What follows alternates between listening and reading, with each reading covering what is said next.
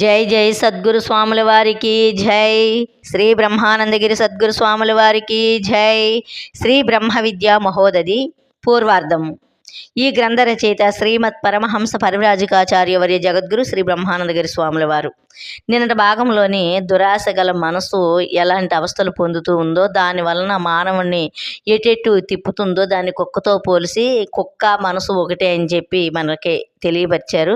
అయితే ఇవాళ ఏంటంటే, ఈ దేహముతో ఉన్నటువంటి మానవుడు ఆ దేహాన్ని ఎరగలేక దేహమే నేనని దీంతో మమేకం పొంది ఈ శరీరముతోటే బాంధవ్యాలు ఏర్పరచుకొని ఈ శరీరముతో వచ్చినటువంటి పిల్ల పాప బంధువులు సమస్తము కూడా నా సొంతమే అనుకొని ఈ అజ్ఞాన స్థితిలో ఉండిపోయాడు కదా. దానికి ఈ శరీరం ఎన్ని దోషాలు కలిగింది, అసలు ఈ శరీరం ఎలా పిండితో మనకి ఇక్కడ ఈరోజు తెలియచేస్తున్నారు. ఏమనంటే, ఈ దేహము రక్త మాంసములతోడను మలమూత్రములతోడను ఎముకలు నరములు ప్రేగులు మొదలైనటువంటి వాటితోడను నిండి అతి దుర్గంధయుతమైనదైనను మూర్ఖులు దీని యందు భ్రాంతిని విడువజాలుకున్నారు. ఎందుకంటే ఇది జ్ఞానాన్ని ఎరిగి విచారణ చేసుకున్నటువంటి వారికే ఇది ఒక మాంసపు ముద్ద నెత్తుటి ముద్ద అని అర్థం అవుద్ది. కానీ మూర్ఖంగా ఈ ప్రపంచ విషయాలలో తగులుకున్నటువంటి వారికి ఇది ఎలా అర్థమవుతుంది? అర్థం కాదు కదా. ఈ మలమూత్రాలతోనే ఉన్నటువంటి ఈ దేహమే నేనని భావంలో కొట్టుకున్నటువంటి వాడికి దీని యందు భ్రాంతి అధికంగా ఉంటుంది కనుక అది విడువజాలడం. ఇక దీనికి ఎన్ని వికారాలు ఉన్నాయంటే 6 వికారాలు ఉన్నాయి. ఎలాగా? గర్భమునందు ఉండుట, తర్వాత పుట్టుట, పుట్టిన తర్వాత పెరుగుట, పెరిగిన తర్వాత దినదినాభివృద్ధి పొందుతుంది, తర్వాత అభివృద్ధి అలా క్షీణించుట కొరకు, క్షీణించిన తర్వాత అదేమవుతుంది? నశిస్తుంది అనే ఈ 6 వికారాలు దీనికి ఉన్నాయన్నమాట. ఇది ఈ శరీరం ఎటువంటిదంటే సమస్త రోగాలకి సర్వతాపాలకి స్థావరమై ఉంది ఇది. ఎందుకంటే ఈ శరీరం లేకపోతే ఏ రోగము లేదు. అలాగే ఈ శరీరం లేకపోతే ఏ తాపం, ఆశ కానీ, క్రోధం కానీ, డంబం కానీ, దర్పం కానీ, నిదానంగా ఏది కూడా సిద్ధించవు. అంటే ఈ శరీరముతోటే అన్నీ సిద్ధిస్తున్నాయి కనుక అన్ని తాపాలకి ఇది స్థావరమై ఉన్నదనమాట. దీని యందు సమస్త దుఃఖాలు కలుగుచున్నవి. అంతే కదా. ఎందువల్ల? ఈ శరీరమే నేను అని భావించడం వలన దీన్ని సుఖపెట్టడం కోసం, దీనితో వచ్చినటువంటి భార్యాపుత్రులను సుఖపెట్టడం కోసం, అలాగే నా కుటుంబం అని ఒక హద్దు పెట్టుకొని దాన్ని పైకి తీసుకురావడం కోసం, ఇలాగా అనేక రకాలైనటువంటి హద్దుల్లో ఉండి నాది నాది నేను అనుకొని దీంతో మమేకమైపోవడం వల్ల అన్నిటికీ కూడా సుఖ దుఃఖాలకి ఇది ఆలవాలమై ఉన్నది ఈ శరీరం. అందువల్ల దీనికి సుఖము దుఃఖం కలుగుతున్నాయి. ఇక ఈ ప్రపంచంలో దీనికంటే పనికిమాలిన పదార్థం ఏదీ లేదన్నాడు.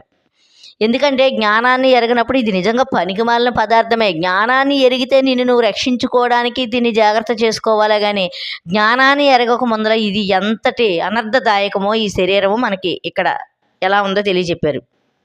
అయితే ఈ శరీరంలోని మానవుడు ఎలా నివసిస్తున్నాడో చెప్తున్నారు. ఏమంటున్నారంటే, ఈ శరీరమును గృహమునందు అహంకారం అని యజమానగలడు. ఎలాగా? ఈ శరీరాన్ని ఆధారం చేసుకొని ఈ శరీరమే నేను అనుకుంటున్నాడు, కానీ ఇందులోని నేను అనేవాడు దీనికి వేరుగా ఉన్నాడని ఎవరికి తెలియదు. కానీ ఆ నేననేవాడు ఇప్పుడు మనం ఇల్లు కట్టుకొని ఇంట్లో యజమాని ఎలా నివసిస్తున్నాడో అలాగా ఈ దేహం అనే ఇంట్లోని నేను అనే యజమాని ఉన్నాడనమాట. ఆ యజమాని అనే అది ఆ యజమాని పేరేంటి? అహంకారం అనమాట. ఆ అహంకారానికి తోడేది ఉంది ఆశ అనే భార్య అనమాట. ఎందుకంటే ఈ అహంకారానికి ఆశ లేకపోతే దీనికి అసలు ఏ బాంధవ్యాలు లేవు, ఏ బంధాలు లేవు, ఏ సుఖ దుఃఖాలు లేవు. ఈ ఆశ అనే దాన్ని తోడు చేసుకొని ఇక ఈ ఇష్టానుసారంగా ఈ ప్రపంచంలోని ఈ విషయాలను తగులుకున్నదనమాట. ఇక వీళ్ళిద్దరికీ సేవకులు ఎవరంటే ఇంద్రియాలు. ఎలాగా? ఇప్పుడు 24 ఇంద్రియాలు ఉన్నాయి. ఏది? మనసు, బుద్ధి, చిత్తము, అహంకారము, అలాగే సమాన వ్యాన ఉదాన ప్రాణ అపానాలు, స్తోత్రము, త్వక్కు, చక్షు, జిహ్వ, గ్రాణము, వాక్కు, శబ్ద, స్పర్శ, రూప, రసగంధాలు, వాక్కు, పాయు ఉపస్థ. వాక్కు పాణి పాద పాయు ఉపస్థ. ఈ 24 ఇంద్రియాలు కూడా దీనికి వీళ్ళిద్దరికి అహంకారం అనే దానికి ఆశ అనే భార్యాభర్తలిద్దరికి సేవకులు. ఎలా అంటే ఇప్పుడు ఈ అహంకారం ఒక వస్తువును చూసి మోహపడినప్పుడు అంటే ఆశ కలిగినప్పుడు ఆ వస్తువుని సంపాదించాలంటే అది తినకి వేరుగా ఉన్నది ఇంకో ప్రదేశంలోనో లేకపోతే ఇంకొక దగ్గర ఉన్నది వెళ్ళి తెచ్చుకోవాలంటే ఇక్కడ వెళ్ళడానికి కాళ్ళు కావాలి, చూడడానికి కళ్ళు కావాలి, తీసుకురావడానికి చేతులు కావాలి, ఎక్కడుందో గుర్తించడానికి మనసు కావాలి, అలాగే ఈ శరీరం నిలబడడానికి పంచప్రాణాలు కావాలి. అలాగే ఈ 24 ఇంద్రియాలు కూడాను ఈ శరీరానికి ఇదే ఈ అహంకారానికి ఆశకి ఇద్దరికి కూడా సేవకులై ఉన్నారనమాట. ఇక వీళ్ళు ఈ సేవకులే ఈ మంచి చెడ్డకి తోడయ్యుండి సుఖ దుఃఖాలన్నీ అనుభవింపచేస్తారు. ఇక ఈ దేహరూపమైనటువంటి గృహానికి నోరే వాకిలి. ఇక ఇందులో ఉన్నటువంటి నేననే యజమాని దాని నుండే అన్నాన్ని పానాన్ని గ్రహిస్తాడు. ఈ దేహం ఎంత చక్కగా ఉండినను, ఎంత రాజ్యమేలినను, ఎట్టి సత్కర్మలో ఆచరించినను, ఎంతటి ఘనకార్యాలు చేసినను ఏమీ ప్రయోజనం లేదు. ఇది క్షణంలో మటుమాయమైపోతుంది.